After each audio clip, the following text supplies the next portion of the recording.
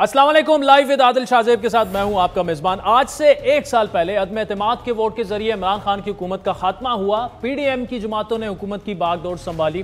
गुज़श्ता एक बरस बेयकीनी की कैफियत रही, सियासी इंतशार रहा, इक़्तिदार की लड़ाई में गुजर गया। गुजरे हुए 365 दिनों में पाकिस्तानी अवाम महंगाई के नए नए बोझ तले दब चुकी हैं। रियासत पाकिस्तान जो है वो लग रहा है कि किसी ऐसी सिमत में खो चुकी है कि अभी उसके लिए सिमत का तयन करना मुश्किल हो चुका है। माशी तौर पर पाकिस्तान डिफ़ॉल्ट के दहाने पर आज भी खड़ा है। लम्हे फ़िक्र विक्रिया लेकिन यह है कि दहशत गर्दी भी फिर से सर उठा रही है और यही वजह है कि गुज़श्ता जुम्मे को कौमी सलामती कमेटी का जो इजलास हुआ उसमें दहशत गर्दी के खिलाफ एक दफ़ा फिर जामे ऑपरेशन की मंजूरी भी दी गई।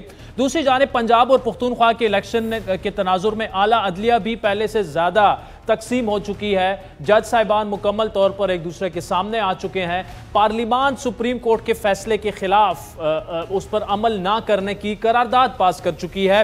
हालात मुश्किल हैं जिसका एहसास वज़ीर आज़म शहबाज शरीफ को भी है, जिनके बकौल पाकिस्तान हालात से बचाने की उन्होंने कोशिश की लेकिन उन्हें अंदाज़ा नहीं था कि हालात इतने मुश्किल हैं। आज से एक साल पहले की ऑपोजिशन ने पाकिस्तान को मुश्किल हालात से बचाने के लिए, और हमें नहीं अंदाजा था कि हालात इतने मुश्किल हैं, लेकिन कोशिश की। एक साल हो गया ये कोलिशन गवर्नमेंट चल रही है, लेकिन जब वो कहते हैं कि ये तय कर लिया जाए कि हमने मिलकर हमने मामलात को चलाना है, तो बड़े बड़े जनाब स्पीकर मामलात और चैलेंजेस अबूर हो जाते हैं।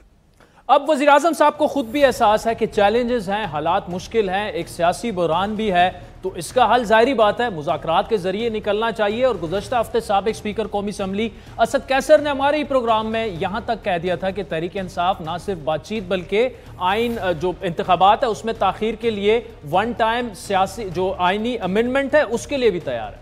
खान साहब ने भी कहा, अब हम कहते हैं कि हमें डेट पे कोई आगे पीछे अगर कुछ थोड़ी बहुत होती है तो कोई नहीं, लेकिन उसके लिए कानून देखना पड़ेगा कि 90 डेज से कैसे आगे बढ़ाया जा सकता है।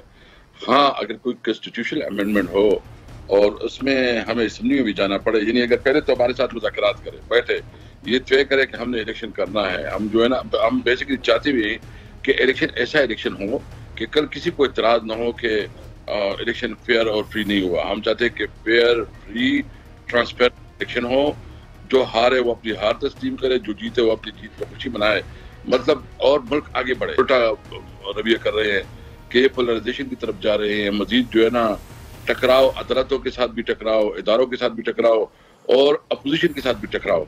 तो हम चाहते हैं कि आए बैठे इस पे बात करें, डिस्कस करें और इसके लिए हम आईनी अमेंडमेंट की भी तैयार है। अगर एक दफा मतलब जरूरत हो कि हम एक दफा इसमें वो डालें कि अगर 90 डेज से आगे हो सकते हैं तो इससे ज्यादा नीचे क्या हो सकती है। हम तो समझते हैं कि मुल्क के अंदर अभी पॉलिटिकल पोलराइजेशन खत्म होनी चाहिए और एक क्लियर टारगेट के तौर पर जो है ना हमें इलेक्शन की तरफ आगे बढ़ना चाहिए। अब आज आसिफ जरदारी साहब ने शहबाज शरीफ को अपोजिशन से मुज़ाकरात करने की तजवीज़ भी दी और अपोजिशन को भी मुज़ाकरात के लिए शहबाज शरीफ के पास आना होगा उनके बकौल, क्योंकि ये वज़ीर Pakistan People's Party believes we cannot go in for a chaos situation. So yes, we can request the Prime Minister for a dialogue with the opposition, with anybody he wants to, but they have to come to him. He is the Prime Minister.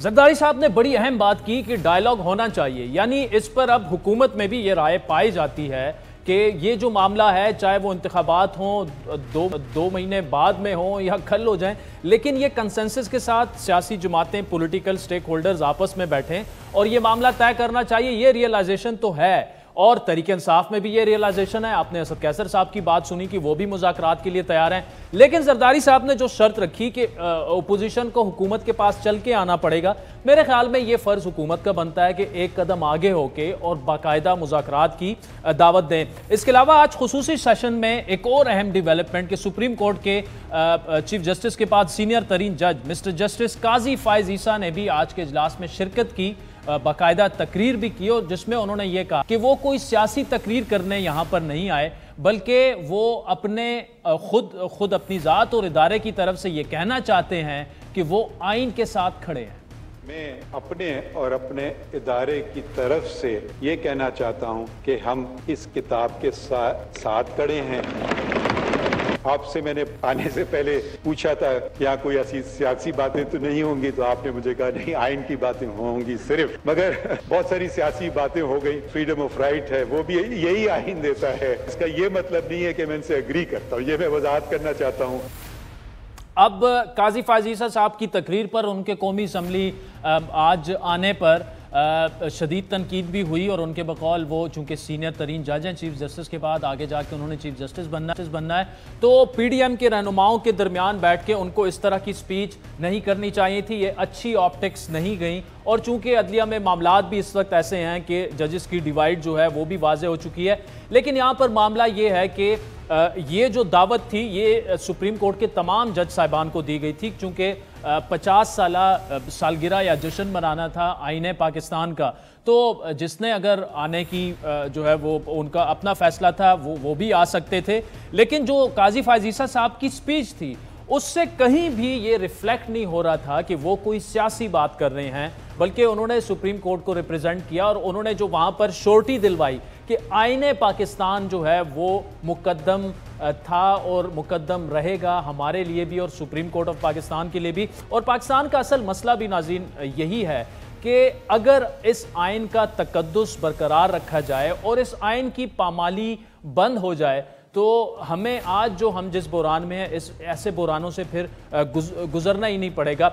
अब गुज़श्ता रोज़ वज़ीर-ए-आज़म शहबाज शरीफ की ज़ेर सदारत वफाकी काबीना का अहम इजलास हुआ, जिसमें पंजाब के इंतखाबात के लिए फ़ंड से मुतालिक समरी जो है वो पार्लियामेंट को भेजने की मंजूरी दी गई। कौमी असम्बली के इजलास में इसाक डार ने मुल्क के हालिया इंतखाबात जो हैं वो उसके बारे में बात करते हुए कहा कि हालात साजगार नहीं हैं और पंजाब और केपी के जो इंतखाबात हैं इलेक्शन कमीशन को फंड्स जारी करने के लिए सुप्रीम कोर्ट के फैसले के हवाले से उन्होंने बिल पेश किया, जिसको कौमी असम्बली ने इलेक्शन अखराजात बिल कमेटी को भिजवा दिया और इजलास को जुमेरात तक मुलतवी कर दिया। यानी कल जो इलेक्शन कमीशन सुप्रीम कोर्ट में रिपोर्ट जमा करवाएगा, जिसमें इलेक्शन कमीशन ये बताएगा कि हुकूमत की जानिब से पंजाब के इलेक्शन के लिए मज़कूरा फ़ंड फराहम किए गए हैं या नहीं, वो तो क्लियर कट आज पता चल गया है कि मामला जो है वो 3-4 डे डिले हो गया है। अब इस रिपोर्ट को बेंच मेंबरान के सामने गौर के लिए रखा जाएगा। इन तमाम मामलात पर गुफ्तगू करेंगे। हमें ज्वाइन किया है नून लीग के नायब सदर और वफाकी वजीर तवानाई जनाब खुर्रम दस्तगीर साहब ने। खुर्रम दस्तगीर साहब, thank you so much for joining us. आज भी बड़ा एक इवेंटफुल सेशन रहा पार्लियामेंट में, काजी फायज ईसा साहब की स्पीच भी थी उसमें। लेकिन मैं पहले शुरू करूंगा, जो जरदारी साहब ने बात की वो भी डायलॉग की बात कर रहे हैं और आपको पता है लास्ट वीक असद कैसर साहब भी डायलॉग की बात कर चुके हैं। गवर्नमेंट क्या इनिशिएट करेगी और जरदारी साहब ने जो कहा उस पर क्या शहबाज शरीफ साहब क्या समझते हैं कि ऑब्वियसली अगर आपकी बड़ी इंपॉर्टेंट इत्तेहादी जमात के सरबराह ये कह रहे हैं कि जी ये अब मामला जो है सिर्फ डायलॉग से ही हल हो सकता है और वे फॉरवर्ड जो है वो डायलॉग ही है, तो क्या कह रहे हैं शहबाज शरीफ साहब, डायलॉग के लिए तैयार हैं? जी देखिए, पीडीएम चूँकि एक जमहूरी अलायंस है, हम तो कभी भी गुफ्तगू से और मुज़ाकरात से पीछे नहीं हटे, लेकिन उस गुफ्तगू और मुज़ाकरात जो हम करना चाहेंगे उसकी बुनियाद पहले वाज़े होनी चाहिए। और अगर इस पर ये इशू है हमारे जहनों में कि तहरीक इंसाफ जो है उसकी तरफ से जो पैराया है जिसमें गुफ्तगू अभी भी की जाती है, मतलब आज भी मैं सेनेट ऑफ पाकिस्तान में भी था और उसके बाद जॉइंट सेशन में भी मैं मौजूद था, तो वहाँ मुस्तकिल तौर पे जिस किस्म के वो नाराबाजियाँ करते हैं और हमले करते हैं, उससे तो नहीं लगता कि वो किसी किस्म के मुज़ाकरात के लिए संजीदा हैं। लेकिन बहरहाल एक चूँकि सियासत में गुफ्तगू एक ज़रिया होता है मामलात को हल करने का। लेकिन जब इमरान खान साहब कह देते हैं, कभी एक दिन कहते हैं कि जी मैं मुज़ाकरात के लिए तैयार हूँ, अगले दिन कहते हैं जी मैं तो इन चोरों से हाथ नहीं मिलाऊंगा, ये तो पाकिस्तान की तबाही के ज़िम्मेदार हैं। तो लिहाजा ये इसीलिए जरदारी साहब ने इस बात को वाज़े किया कि अगर कोई मुज़ाकरात करना चाहता है तो उसको वज़ीर आज़म के पास आना पड़ेगा। तो लिहाजा उनकी तरफ से अब बॉल जो है वो पूरी तरह पीटीआई के कोर्ट में है कि वो किस तरीके से और किस पैराए में आकर ये गुफ्तगू करना चाहते हैं। बहुत सारे इशूज़ ऐसे हैं जिस पर हम अगर आपस में एग्री करें तो जैसे सेनेट ऑफ पाकिस्तान में तो मामलात वहाँ ऐसा तरीके से चल सकते हैं, ज़्यादा मुशावरत हो सकती है कानून साजी के मामले में। लेकिन जहाँ वो ऐवान को छोड़कर जा चुके हैं तो फिर वहाँ क्या गुफ्तगू होगी। तो ये बहुत सारी ऐसी बातें हैं, लेकिन बहरहाल गुफ्तगू का दरवाज़ा हमेशा खुला रहना चाहिए। लेकिन खुर्रम साहब, बात यह कि जरदारी साहब भी बड़े सीजन पॉलिटिशियन हैं, सीजन वो पार्लियामेंटेरियन है। इससे पहले तो उन्हें हमें ये कहते भी हमने सुना है कि जी हुकूमत वक्त की ज़्यादा जिम्मेदारी होती है, तो आपको एक कदम आगे बढ़ना होगा। ऑल्दो उन्होंने कहा है कि इमरान खान साहब आगे बढ़ें, लेकिन हम सबको पता है कि इमरान खान साहब तो मुज़ाकरात के लिए तैयार नहीं है। लेकिन जो असद कैसर साहब ने लास्ट वीक कहा कि जी हम ना सिर्फ मुज़ाकरात बल्कि जो अगर डिले भी होना ज़रूरी है मुल्क के लिए, तो वन टाइम कॉन्स्टिट्यूशनल अमेंडमेंट के लिए भी, इंतखाबात के लिए हम उसमें तैयार हैं। तो इतना सब कुछ अगर वो ऑफर कर रहे हैं तो फिर जाहिर बात है गवर्नमेंट की तरफ से ही अगर एक स्टेप फॉरवर्ड जाएं और ऐलान कर दें कि जी आए, हम बिल्कुल तैयार हैं, आइए बैठें, पहले कॉफ़ी से आगाज़ करते हैं, उसके बाद मामलात अच्छी तरफ चले जाएंगे। जी, कोई अगर टर्म्स ऑफ रेफरेंस बन जाए मुज़ाकरात के लिए, 2014 में भी किए थे मुज़ाकरात, अगर आपको याद हो तो इसहाक डार साहब ने टर्म्स ऑफ रेफरेंस तय किए थे, जिसके नतीजे में फिर हम आगे गए और आगे बढ़े, जिसमें फिर आपको मालूम है कि कोर्ट में पूरा केस किया, कोर्ट ने तहरीक इंसाफ के ख़िलाफ़ फ़ैसला दिया उस वक्त।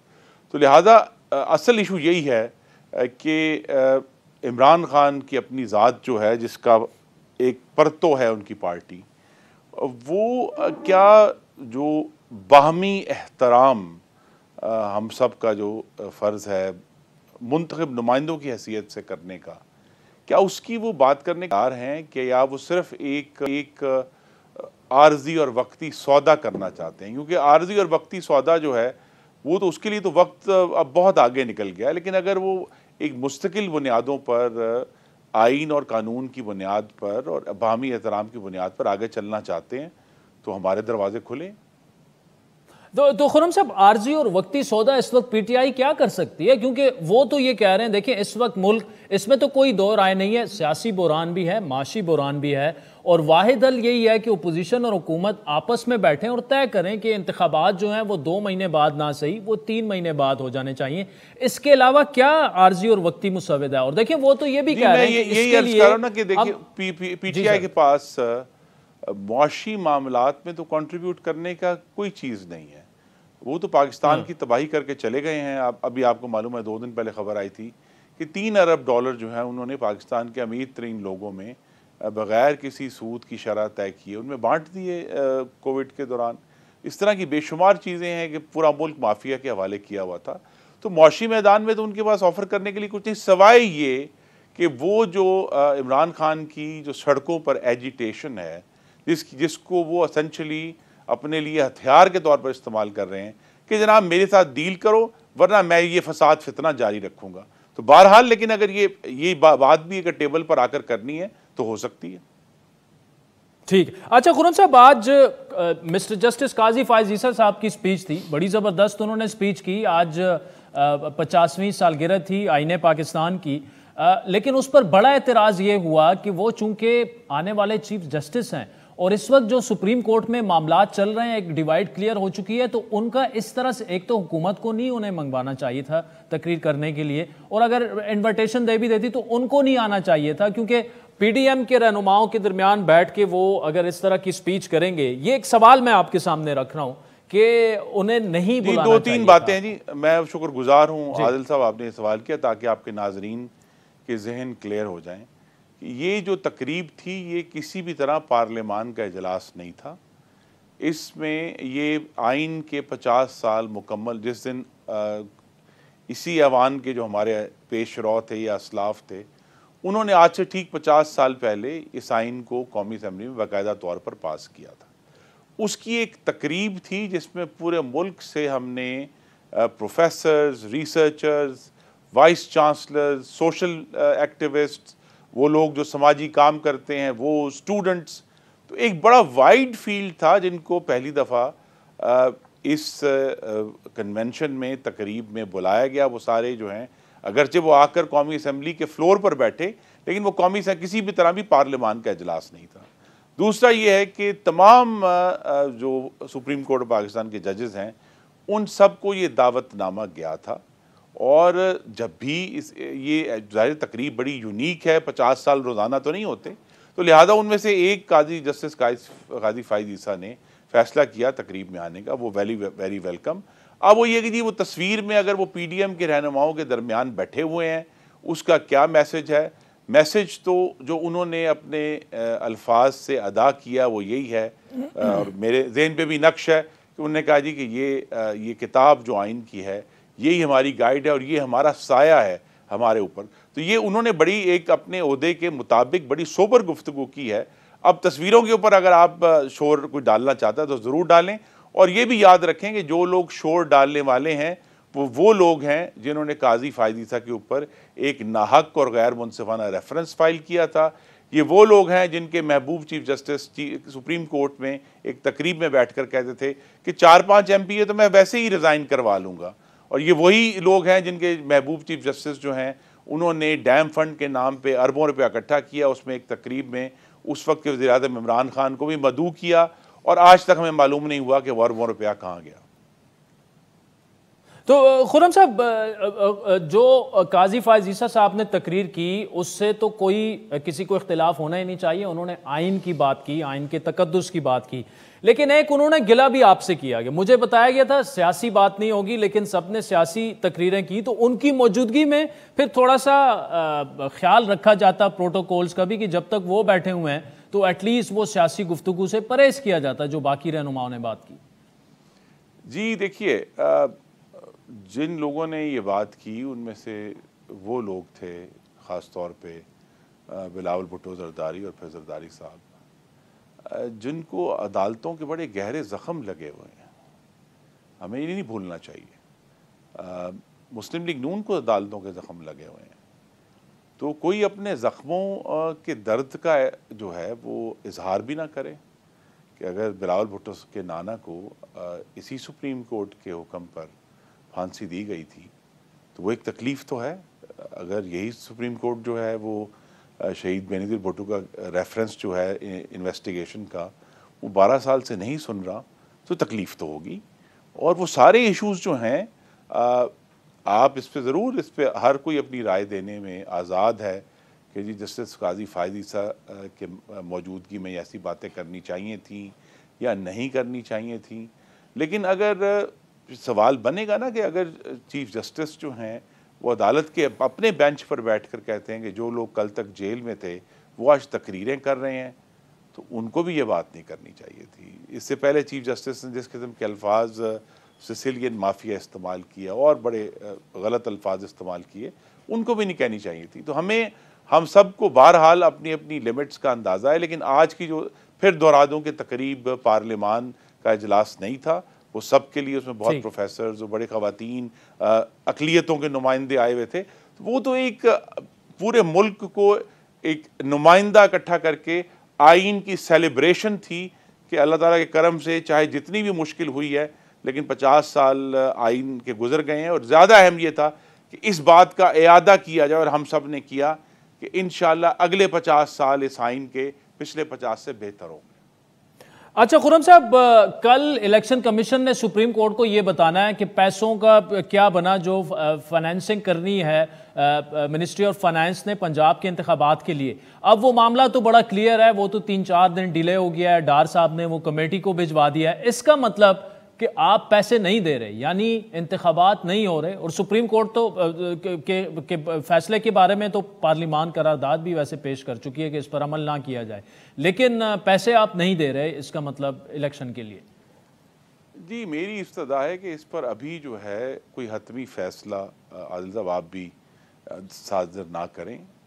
पार्लियामान का अपना एक परव्यू है और मनी बिल है, कौमी असम्बली का बराह रास्त इख्तियार है इस बारे में। तो जो उसका कानून है और उसका जो प्रोसीजर्स हैं वो फॉलो होंगे, और जो अभी कमेटी की तरफ से जब वो वापस आएगा कौमी असम्बली उस पर वोट करेगी, जो जिस तरह भी वोट करेगी वो हमारे सामने है। लेकिन बहरहाल अगर एक तरफ कानून है तो दूसरी तरफ भी अल्लाह ताला के करम से कानून ही है, तो लिहाजा ये भी मामलात आगे चलेंगे। ठीक, तो खुर्रम साहब, फाइनेंस बिल के पास होने के बाद ही ये पैसे ऑब्वियसली अप्रूव हो सकते हैं, तो फाइनेंस बिल तो मंजूर भी हो सकता है और मुस्तरद भी हो सकता है। जी बिल्कुल हो सकता है। यही तो कम से कम आज चूँकि आइन की 50वीं हमने सेलिब्रेशन भी की है कि बहुत सारे मामलात में जो पार्लिमान की खुद मुख्तारी है वो मुसल्लम है, और अगर पार्लिमान ये फैसला करती है तो फिर बहरहाल दूसरे इदारों को सोचना पड़ेगा इसके ऊपर कि पार्लिमान का ये हुक्म है, और वो उसको ओवर रूल अगर करना चाहेंगे तो उससे बहरान गंभीर तर होगा। और आपके नाजरीन ने ये भी आज के दिन की खबर पड़ी होगी कि चीफ इलेक्शन कमिश्नर ने अपने इख्तियारात के बचाव और तहफ़्फ़ुज़ के लिए कौमी असम्बली के स्पीकर और चेयरमैन सेनेट को एक ख़त लिखा है कि उनका जो परव्यू है, उनकी जो सॉवरेंटी है, ख़ुद मुख्तारी इलेक्शन कराने के बारे में, उसको सुप्रीम कोर्ट जो है उस पर तजावज़ कर रहा है। ठीक, खुर्रम साहब, आखिर में स्टाफ लेवल एग्रीमेंट कब तक एक्सपेक्टेड है? आई नो कि आपसे ये सवाल कई दफ़ा हम पूछ चुके हैं, लेकिन चूंकि डार साहब अब कह चुके हैं कि सऊदी अरब ने भी श्योरिटी दे दी है $2 बिलियन की और बाकी मामलात भी आगे की तरफ जा रहे हैं, तो are we any closer to staff level agreement with IMF? आल साहब, आपके प्रोग्राम में जो कि बारहा ये गुफ्तगू हो चुकी है और मेरे भी हाथ जल चुके हैं, तो मैं तो यही कहूँगा कि हमें तो तवक्को हर हफ्ते ही होती है कि इस हफ्ते ये हो जाएगा, लेकिन बहरहाल कहीं ना कहीं कोई ऐसी रुकावट है जो कि मेरी नज़र में अब टेक्निकल नहीं है, वो जियो पोलिटिकल है, उसका ताल्लुक फॉरेन रिलेशन से है, सियासी जो ताल्लुकात हैं ममालिक के आपस में, तो वो अभी मामला हल होना बाकी है। टेक्निकली तो अब बिल्कुल कहीं भी कोई रुकावट नहीं है।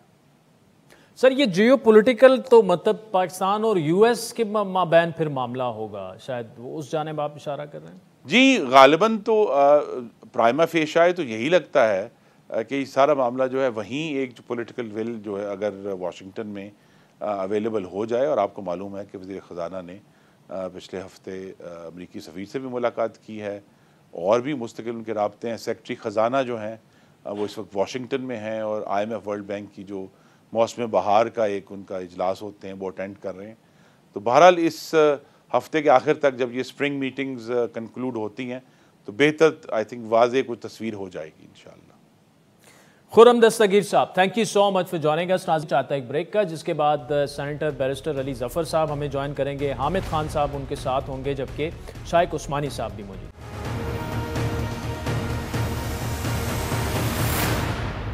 वेलकम बैक नाज़रीन। ब्रेक से पहले वफाकी वजीर खुर्रम दस्तगीर साहब की तफसीली गुफ्तगू आपने सुनी। इस वक्त PTI के रहनुमा मारूफ लॉयर भी हैं, सेनेटर बैरिस्टर अली ज़फ़र साहब हमारे साथ मौजूद हैं। बैरिस्टर साहब, सबसे पहले तो खुर्रम दस्तगीर के सामने हम ये सवाल रख चुके हैं, आज 50वीं सालगिरह थी आईन पाकिस्तान की, जस्टिस काजी फायज़ ईसा साहब वहाँ गए, स्पीच की, बड़ी ज़बरदस्त स्पीच की, आइन की बालादस्ती की उन्होंने बात की और जिस तरह आइन को रिगार्ड और रिस्पेक्ट देना चाहिए उस पर उन्होंने बात की। लेकिन ये जो एतराज़ हो रहा है कि जी उन्हें नहीं जाना चाहिए था, इस वक्त जो पार्लिमान के अदलिया के अंदर जो मामलात बन गए हैं तो ऑप्टिक्स अच्छे नहीं जाएंगे, लेकिन गवर्नमेंट का जवाब यह है कि हमने तमाम जज साहबान को दावतनामे जारी किए थे, तो जिन्होंने आना था वो आ सकते थे, सिर्फ ये नहीं है कि काजी फायज़ ईसा साहब को उन्होंने दावत दी है। तो आप क्या समझते हैं कि बिल्कुल दुरुस्त किया उन्होंने गवर्नमेंट ने कि उन्होंने दावत दी, और काजी फायज़ ईसा साहब ने भी दुरुस्त किया कि वो आए और उन्होंने पार्लिमान को और आइन को एक एहतराम और इज्जत दी? ये देखें, मैं इसको इस तरह देखता हूँ कि नॉर्मल सिचुएशन में अगर आपकी 50वीं सालगिरह है तो मेरा ख्याल है कि आप चीफ जस्टिस साहब को बुलाते हैं। अगर आपने उस पर तकरीब में ख़िताब भी कराना है चीफ जस्टिस साहब का, जो पाकिस्तान के चीफ जस्टिस हैं, तो बिल्कुल कोई उसमें हर्ज नहीं है। और अगर चीफ जस्टिस साहब समझते हैं कि मैं नहीं, कोई और जज आ जाए, तो वो उसको प्रोटोकॉल यही कहता है कि वो भेज सकते हैं।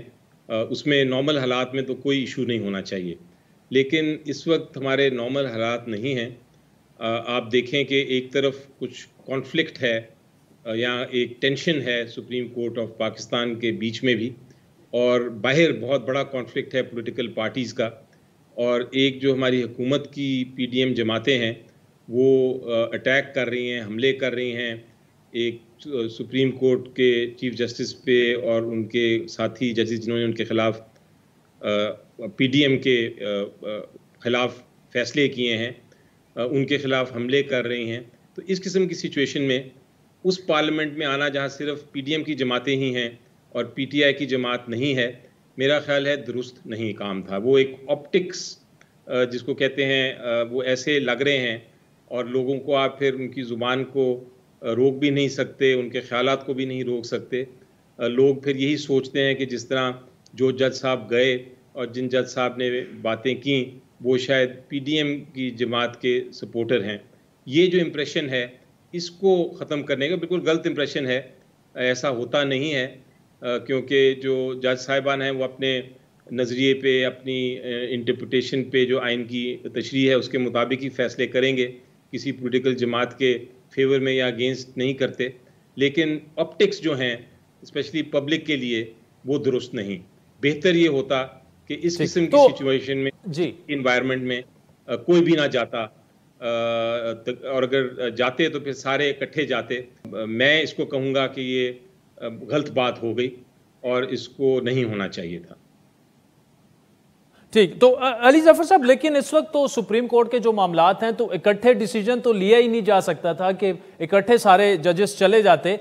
अब तमाम को अगर दावतनामे गए हैं और कुछ मतलब बाकी लोग समझते हैं, बाकी जज साहबान की नहीं जाना चाहिए था, वो नहीं आए, तो ऐसे में तो फिर काजी फायज ईसा साहब ने कोई गलत नहीं किया। कोई सियासी तकरीब नहीं थी पार्लिमान का, बल्कि इजलास था जिसमें सबको मुक्तबा फ़िक्र से ताल्लुक़ रखने वाले लोगों को बुलाया गया। तो इसमें कबाहत क्या है? ये देखें, मैं कबाहत की बात वही कर रहा हूँ कि जो जिस तरह के सर्कमस्टांसेस हैं इस वक्त, जहाँ एक पार्लियामेंट जो है उसमें सिर्फ पीडीएम की जमातें हैं, वो पार्लियामेंट समझा जाता है कि ये एक रबर स्टैंप हुआ है इस वक्त सिर्फ हुकूमती पार्टी का, उसमें कोई अपोजिशन नहीं, पीटीआई के लोग नहीं, उसमें उस किस्म की तकरीब में जाके स्पीच करना, वो एक इम्प्रेशन बड़ा अजीब व गरीब जाता है। मैं इम्प्रेशन की हद तक बात करूँगा, उससे आगे बिल्कुल जिस तरह मैंने कहा कि मेरी नज़र में जो भी जाता स्पीच करते, कोई भी जज साहब होते, वो अपनी एक स्पीच करके आ जाते हैं और कोई उसमें हर्ज नहीं, या किसी को उसमें कोई इतराज़ नहीं होना चाहिए। लेकिन इस वक्त सर्कमस्टांसेस ऐसे हैं, आप देखें जो सोशल मीडिया पे डिबेट हो रही है, मैं अभी एक तकरीब से आया हूँ, वहाँ भी यही डिबेट हो रही है और लोग अजीब अजीब बातें कर रहे हैं, जो कि फिर बड़ा मुश्किल हो जाता है डिफेंड करना जुडिशरी को। इस किस्म की जब बातें करना शुरू कर दें लोग, और वो उसको इस किस्म का मौका देने की ज़रूरत ही नहीं होती। आपको बेहतर ये होता है कि आप रिस्ट्रेंट शो करके, ठीक है तकरीब पे इनवाइट किया, लेकिन अगर चीफ जस्टिस साहब नहीं जा रहे तो फिर मेरा ख्याल है किसी जज साहब को नहीं जाना चाहिए था। लेकिन बहरहाल वो ऑब्वियसली उनकी स्पीच तो बहुत अच्छी थी और होनी भी थी अच्छी। वो आइन के जस्टिस काजी फायज ईसा साहब जो हैं, उन्होंने बहुत अच्छी जजमेंट्स दी हुई हैं आइन के बारे में, और उस लिहाज से तो एक तकरीब में शिरकत करना नॉर्मल हालात में कोई इसमें, बल्कि मैं इनकरेज करता, लेकिन ये एबनॉर्मल हालात हैं। इस वक्त एक बहुत चार्ज पॉलिटिकल एटमॉस्फेयर है। आप देख रहे हैं जिन लोगों के पास गए या जिस किस्म के पार्लियामेंट के पास गए, वहाँ क्या किस किस्म की डिबेट्स हो रही थी हिस्ट्री के बारे में, तो वो ज़रा थोड़ा सा आपको डिस्टेंस करना पड़ता है कई चीज़ों में, और वो मेरा ख्याल है करते तो अच्छा था, अगर ना जाते तो बेहतर होता। ठीक, अच्छा सर, एक ये बताएगा, ये जो क्रिएटिव रिव्यू का फैसला जो है महफूज हो गया है, इस पर क्या अब ये मामला ख़त्म हो जाएगा? क्योंकि हुकूमत वक्त अगर वो वापस ले लेती है रिव्यू, फिर तो वो स्ट्रेट फॉरवर्ड डिसीजन होना चाहिए, या आइन क्या कहता है, कानून क्या कहता है इस बारे में? रिव्यू किस चीज़ का जी? मुझे सवाल आपका आवाज़ नहीं आई सही। ये काजी फायज ईसा साहब के खिलाफ जो एक रेफरेंस था, फिर उसके खिलाफ जो उस वक्त पीटीआई की गवर्नमेंट थी वो रिव्यू में चली गई। मैं तो बिल्कुल इस रिव्यू के खिलाफ था भी, हूँ भी। क्यूरेटिव रिव्यू बनता ही नहीं किसी किस्म का, और इसको वापस लेके हुकूमत ने बिल्कुल दुरुस्त फैसला किया। इसमें कोई शक नहीं है कि एक बार मामला ख़त्म हो जाए, फैसला आ गया अदालत का, उसमें कोई ऐसा भाम नहीं नज़र आ रहा मुझे जिसको रिव्यू आप फाइल कर सकें। और रिव्यू मेरी नज़र में लाए भी नहीं करता सेकंड रिव्यू। एक बार रिव्यू में फैसला हो जाए तो सेकंड रिव्यू होता ही नहीं है कानून में, तो मेरा ख्याल है ये एग्जिस्ट नहीं करता। ठीक है सर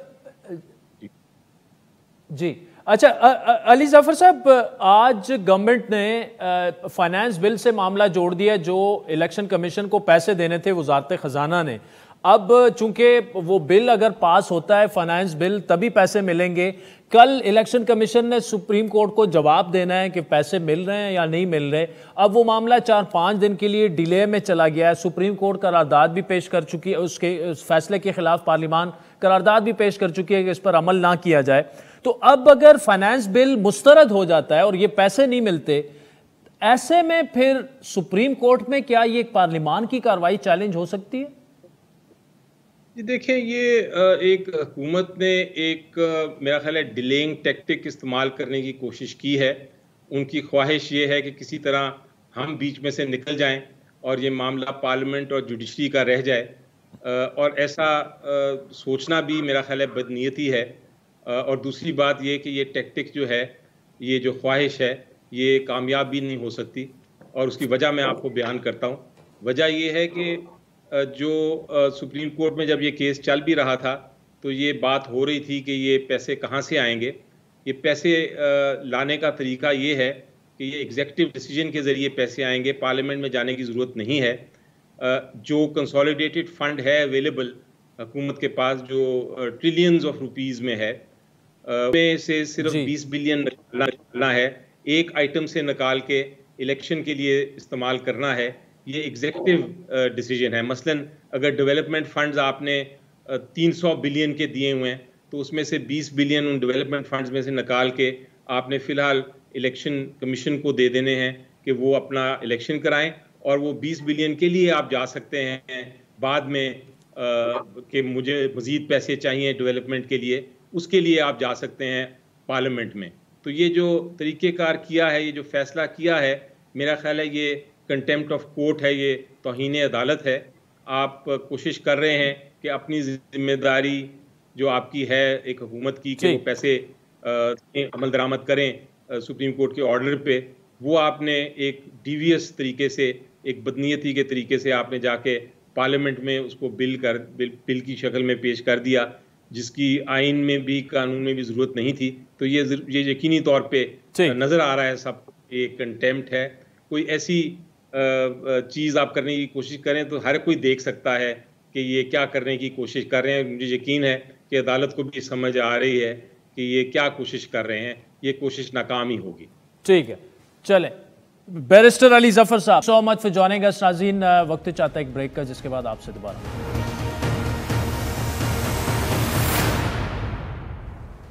वेलकम बैक नाज़रीन। ब्रेक से पहले आपने वफाकी वज़ीर तवानाई खुर्रम दस्तगीर साहब और PTI के रहनुमा बैरिस्टर अली जफ़र साहब को भी सुना। इस वक्त मारूफ लॉयर और सुप्रीम कोर्ट बार के साबिक सदर भी हैं हामिद खान साहब हमारे साथ मौजूद हैं, और जस्टिस रिटायर्ड शाइक उस्मानी साहब ने भी हमें ज्वाइन किया है। हामिद खान साहब, आज जो पार्लियामान में हुआ, काजी फाजीसा साहब की स्पीच, उस पर भी आपका कमेंट लेंगे, लेकिन अब फाइनेंस बिल पेश होगा, वो मंजूर होगा, तभी जाके पैसों का पता चलेगा कि इलेक्शन के लिए पैसे अवेलेबल हैं या नहीं है।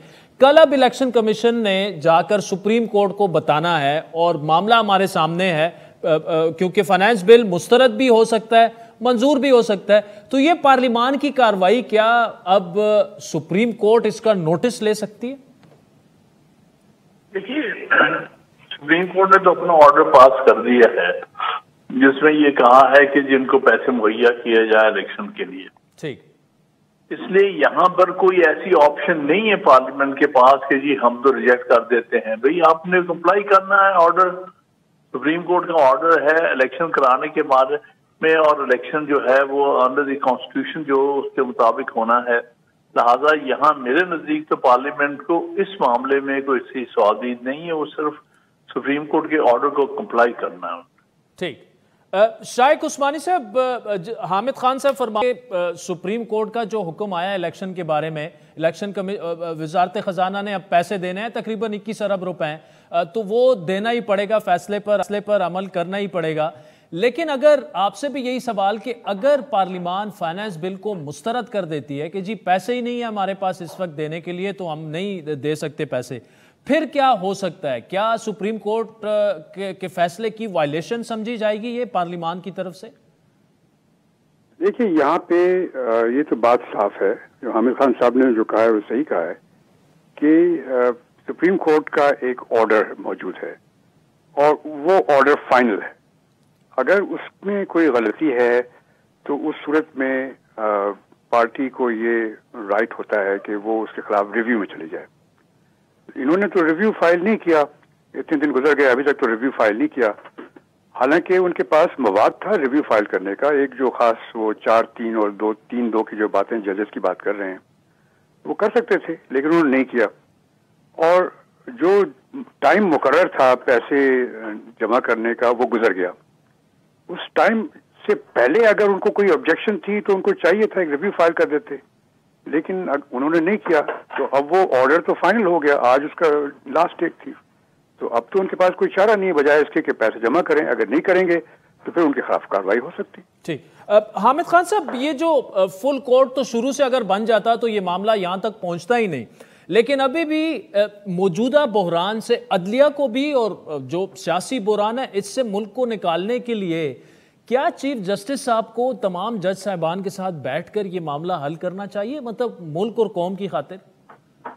जी बिल्कुल सही कहते हैं। मैं तो समझता हूं कि चीफ जस्टिस साहब को इसमें अपनी लीडरशिप जो है उसमें इस मामले को अफवाह तफहीम से जो आपस में तकसीम है उसको तय करना चाहिए, और मैं उम्मीद करता हूं कि वो करेंगे, क्योंकि जिम्मेदारी तारीखी तौर पर उन्हीं पे आएगी। क्योंकि कल को जो मामला अगर तय नहीं होते तो तारीख का जो होगा इल्जाम इन्हीं पर आएगा कि आपने लीडरशिप नहीं शो की उस वक्त।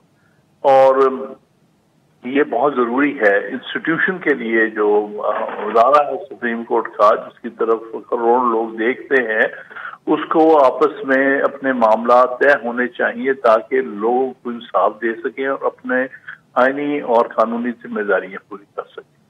जी, शाइक उस्मानी साहब, फुल कोर्ट शुरू से मुतालबा रहा, सबका रहा, लेकिन वो हुआ नहीं। अब ये सर मामला कैसे हल हो सकता है? एक आईनी बहरान है, अदालत के अंदर जो बड़ी इतनी क्लियर डिवाइड आ चुकी है, बल्कि जहां भी आप देखें पोलराइजेशन पीक जो है वो छू चुकी है। वे फॉरवर्ड क्या है सर? क्या चीफ जस्टिस साहब को ही आगे बढ़कर कुछ करना होगा? देखिए, मेरी नजर में तो ये हुकूमत को करना चाहिए था कि जैसे मैंने पहले आपसे कहा कि रिव्यू फाइल करना चाहिए था जी, और रिव्यू फाइल करने के बाद फिर उसमें कोई उस वक्त ये भी एप्लीकेशन दे सकते थे कि फुल कोर्ट बना दी जाए इसको रिव्यू को सुनने के लिए। ये पहले हो चुका है कि रिव्यू के वक्त भी फुल कोर्ट बन चुकी है, ये लार्जर बेंच बन चुकी है जी। तो ये कर सकते थे, लेकिन उन्होंने नहीं किया। तो अब इसमें इसके बाद तो अब तो कोई ऑप्शन रहता नहीं है बजाय इसके कि उसको ओबे करें। अब ये जरूर है कि अगर खुदा न खास्ता ये मामला उस नहज पे पहुंचा कि उस प्राइम मिनिस्टर को बुलाया जाए कंटेम्प्ट ऑफ कोर्ट के सिलसिले में, उस वक्त जब हियरिंग हो कंटेम्प्ट ऑफ कोर्ट की, उस वक्त अगर चीफ जस्टिस साहब मुनासिब समझे तो वो फिर कुछ अफवाम हो तफहीम की बात कर सकते हैं और वो बुला करके लोगों से कह सकते हैं कि आप बिल बैठ के कोई फैसला करें, ये हो सकता है। लेकिन ये उस वक्त कि जबकि ये केस आगे पहुंचेगा, जब कंटेम्प्ट ऑफ कोर्ट की जमाना आएगा, रिव्यू तो उन्होंने फाइल किया नहीं। अगर अभी भी कर दें रिव्यू तो उसके चांसेस हैं, टाइम तो मौजूद है अभी। ठीक, सर खान साहब, अगर रिव्यू फाइल हो जाता है तो फिर जिस तरह शाइक उस्मानी साहब ने कहा कि फुल कोर्ट उसमें भी बन सकता है रिव्यू में, लेकिन अगर ना बना तो ऑब्वियसली शायद इसी वजह से रिव्यू भी उन्होंने फाइल ना किया। लेकिन अगर ये मामलात इसी तरह आगे बढ़े तो क्या प्राइम मिनिस्टर पर कॉन्टेम्प्ट लग सकता है? देखिए, पहली बात तो ये, जैसे शाइक उस्मानी साहब ने फरमाया कि रिव्यू नहीं फाइल किया। एक्चुअली रिव्यू अगर करना था उन्होंने तो 1/3/2023 के ऑर्डर के खिलाफ था, जिसमें 3-2 के रेशो से उन्होंने ये हुक्म दिया था और फैसला दिया था कि इलेक्शन कराया जाए 90 दिन के अंदर। और वो असल ऑर्डर है। जो बाद में ये ऑर्डर पास अब हुआ है जो 3 जजेस के बेंच ने, वो तो सिर्फ उसकी इम्प्लीमेंटेशन के हवाले से है। ठीक, अब इसलिए मैं समझता हूं कि वो असल ऑर्डर था जिसके खिलाफ रिव्यू पिटीशन फाइल की जा सकती थी। उस पर हुकूमत ने उसी दिन तकरीबन या उसके होम मिनिस्टर ने कह दिया था कि हम रिव्यू में नहीं जा रहे हैं। खुद ही प्रिज्यूम कर रहे हैं कि 4-3 से ये ऑर्डर ये नहीं हुआ बल्कि वो हो गया, जो कि वो नहीं कर सकते थे। जाहिर है ये तो सुप्रीम कोर्ट ही बताएगी कि उसकी मेजॉरिटी कितने जजेस का बेंच था और क्या उनकी मेजॉरिटी जो कि उन्होंने अपने ऑर्डर की कोर्ट में दिया हुआ था, बाई 3-2 ये फैसला कर रहे हैं। लिहाजा वो ऑर्डर जो बेसिक ऑर्डर है, बुनियादी ऑर्डर है इस हवाले से, उसको इन्होंने रिव्यू के लिए नहीं, और उस हवाले से तो अब दिन भी 30 दिन से ज्यादा हो चुके हैं। तो हर हाल फिर भी कॉन्डोनेशन मांग के अगर वो चाहे फाइल करना तो कर सकते हैं। ठीक, चले वो जी। लेकिन वो मसला, वो रिव्यू चूंकि फाइल नहीं किया, टाइम बार्ड भी हो चुका है बाजार वो रिव्यू, इन्होंने खुद भी ये कहा है पब्लिकली कि हम नहीं रिव्यू में जा रहे, तो मैं समझता हूँ ये ऑर्डर फाइनल हो चुका है उनके खिलाफ। जो सब्सिक्वेंट ऑर्डर है वो तो सिर्फ कॉन्सिक्वेंशियल ऑर्डर। ठीक, हामिद खान साहब, जस्टिस रिटायर्ड शाइक उस्मानी साहब, thank you for joining us. नाज़रीन, फीडबैक जरूर दीजिएगा, हमारा ट्विटर हैंडल है @आदिल शाहज़ेब। इजाजत दीजिए, खुदा हाफिज़।